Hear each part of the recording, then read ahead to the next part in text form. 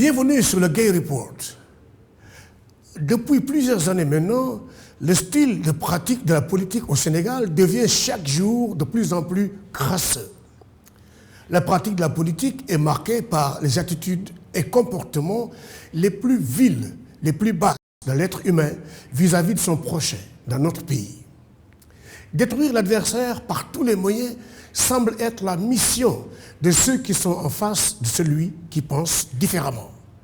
Au pouvoir, comme dans l'opposition, en passant par une société civile, souvent au relent politique ou encore par une certaine presse partisane qui fait sponsoriser ses unes par des politiciens, la sale guerre bat son plein de manière continue dans notre pays. Et la sale guerre nous pompe l'air. Nous sommes asphyxiés. Le Sénégal souffre déjà d'une gouvernance brinque-ballante, avec beaucoup de non-spécialistes qui sont aux commandes dans plusieurs secteurs de la vie de notre pays, pas pour leurs compétences, mais pour leur appartenance.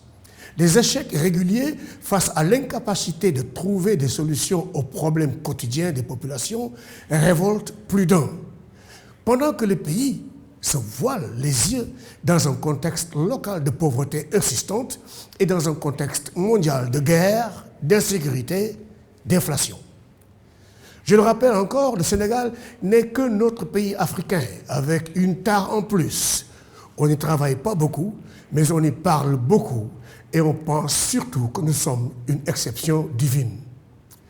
Pourquoi les auteurs pris sur le fait des cas les plus flagrants de corruption sont-ils condamnés à des peines mineures ou bénéficient-ils de liberté provisoire ou se retrouvent-ils simplement en liberté?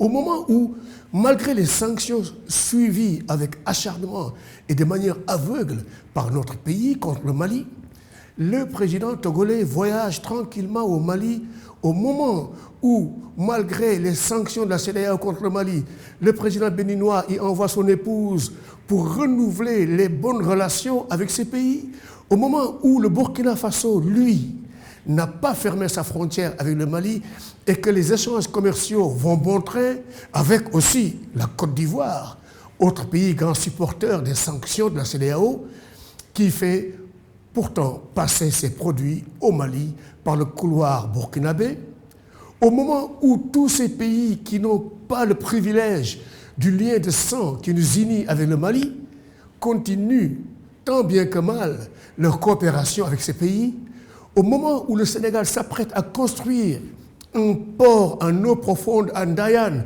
presque pour le Mali, dit-on, une seule question se pose. Qui a intérêt à sanctionner le Sénégal? Qui a intérêt à nous faire perdre les centaines de milliards annuels de rentrées nous provenant du Mali? Qui a le rêve fou, téméraire et insensé d'essayer de briser les liens séculaires de sang et de culture qui nous lient aux pays frères du Mali?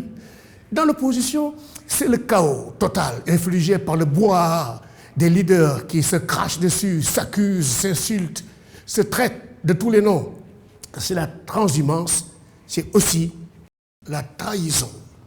C'est les fuites des conversations les plus secrètes par capture d'écran, par enregistrement non autorisé, distillées sur le net. Qui a le pouvoir d'utiliser la faiblesse des opposants pour briser l'élan vers le changement? Les opposants savent-ils que ce n'est pas seulement les déclarations fulgurantes, bagarreuses qui donnent la victoire? Connaissent-ils leurs propres faiblesses? Dans une situation pareille, où va le Sénégal?